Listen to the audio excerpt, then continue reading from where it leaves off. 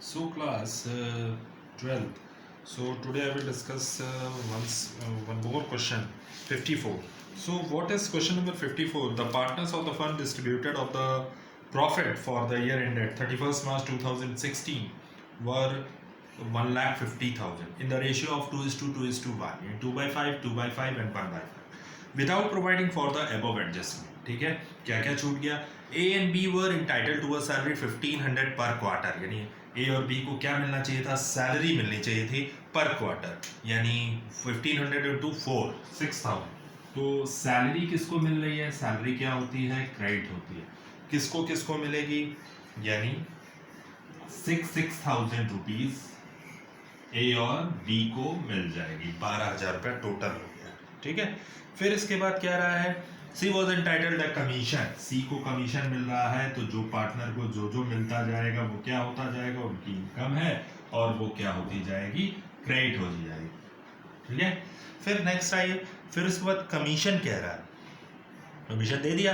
A and B has guaranteed, A and C had guaranteed a minimum profit of 50,000 to B, यानी एक guarantee एक आगे topic है जिसकी एक झलक पहले ही दे दिया है। ये कह रहा है ए और सी गारंटी ले रहे हैं कि मिनिमम प्रॉफिट कितना होना चाहिए?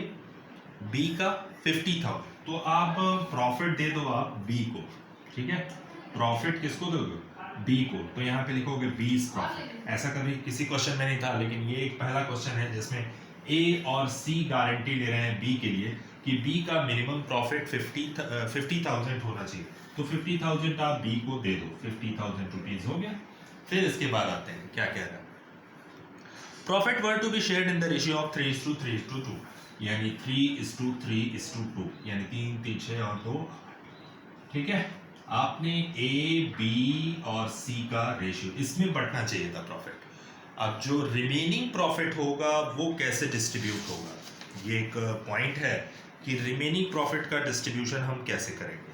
ठीक, तो जो रिमेनिंग प्रॉफिट है उसको डिस्ट्रीब्यूट कैसे किया गया वो हम आपको बता रहे हैं। ठीक, तो क्वेश्चन नंबर 54 पे एक बहुत अच्छा क्वेश्चन है ये। ठीक, चलिए, तो आपको रिमेनिंग प्रॉफिट की बात कर रहे थे हम। तो रिमेनिंग प्रॉफिट जो है आपके पास बचा कितना?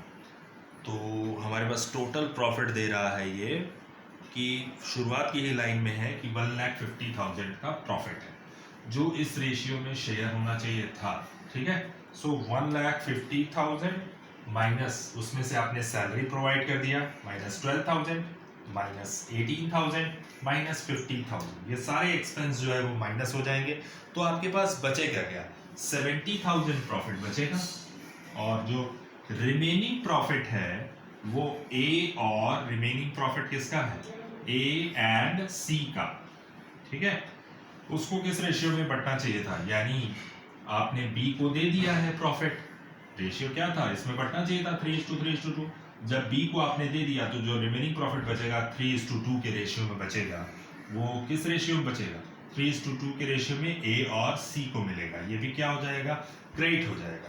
तो 70,000 आपका बच रहा है इंटू 3/5, टोटल कितना हो जाएगा? 42,000।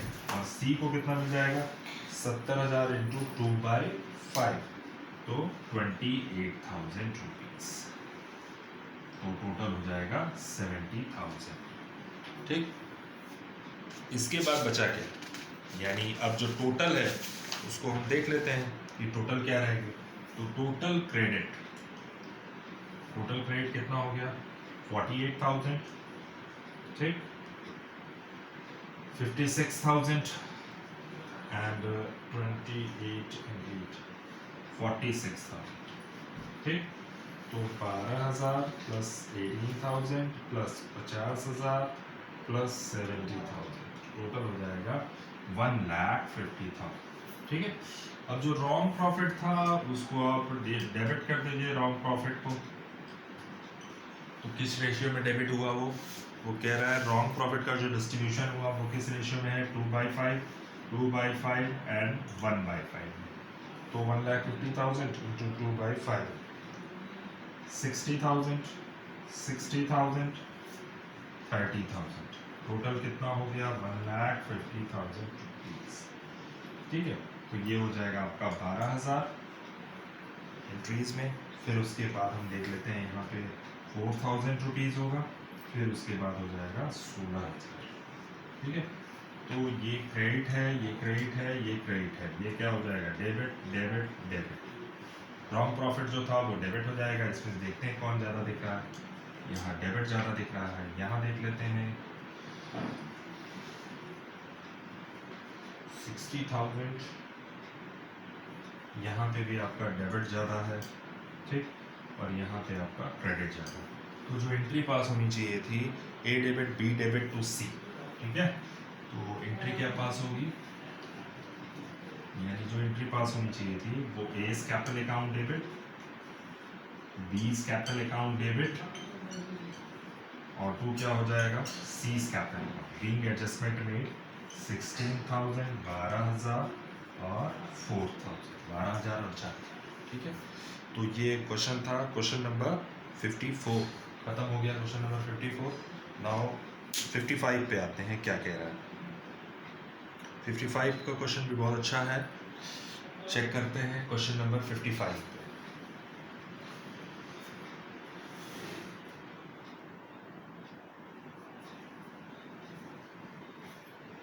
So 55 A, B, C were partners. Their partnership deed provide the profit shall be divided as follows. First 60,000 3:2:1. Remaining profit will be shared equally. The profits for the year ended 31st March 2019 were 1,50,000, which had been distributed among the partners. On 1st April 2018, their capitals were A 4 lakh, B 3 lakh, 2 lakh, C. Interest on capital was to be provided 8% per annum, which was omitted to be distributed before distribution of profits. तो सबसे पहले same thing है question number 55।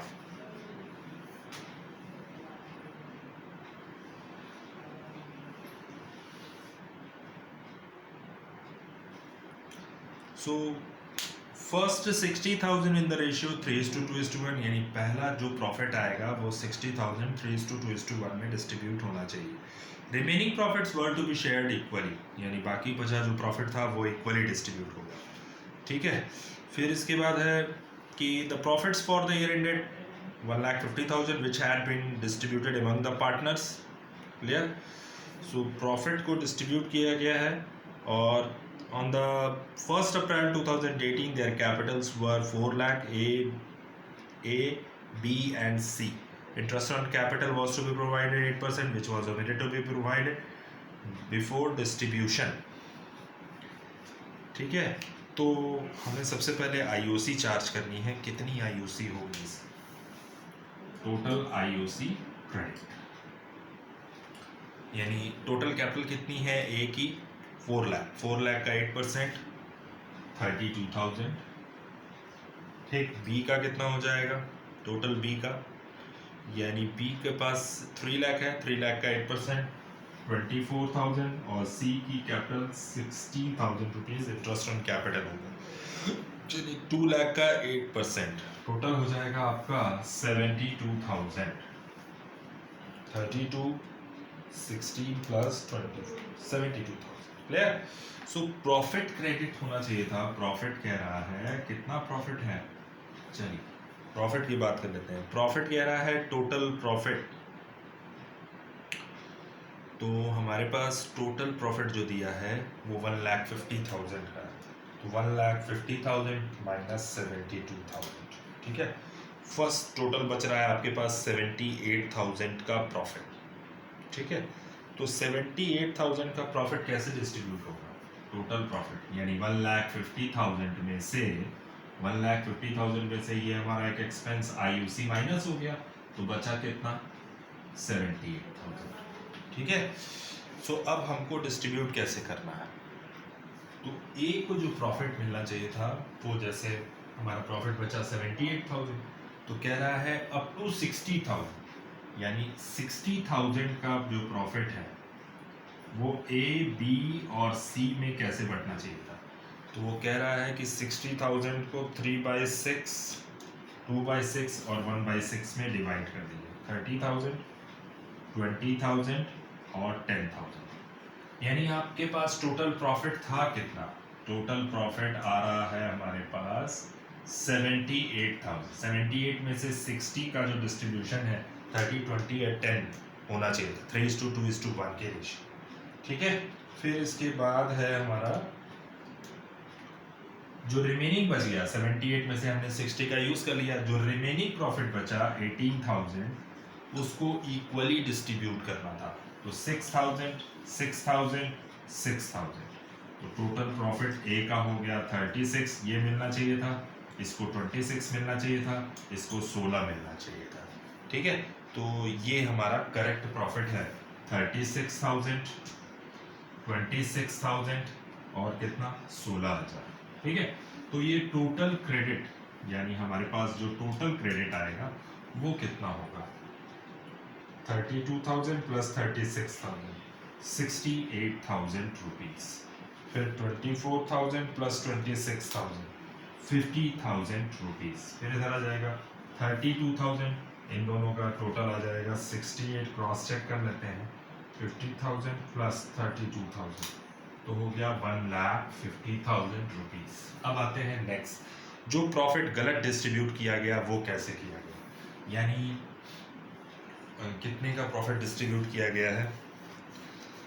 जो profit जो debit होगा वो कैसे?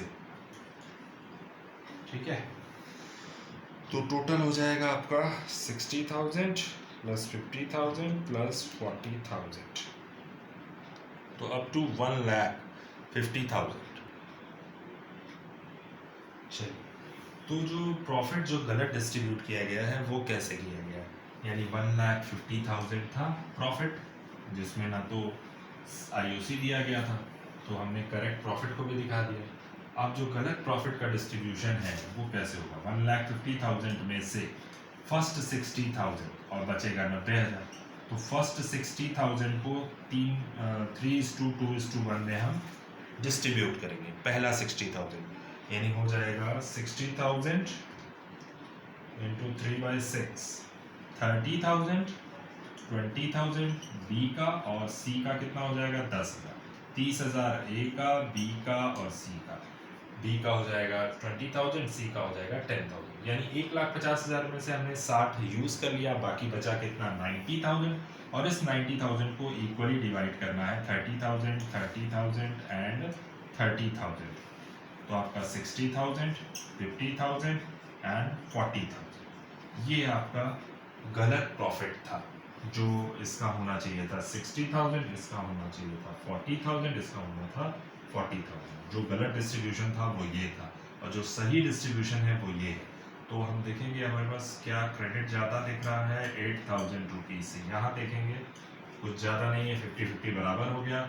यहाँ पे 8,000 रुपीज़ से हमारा डेबिट ज़्यादा दिख रहा है, ये वाला क्रेडिट क्रेडिट क्रेडिट, ये क्या हो जाएगा डेबिट डेबिट और डेबिट।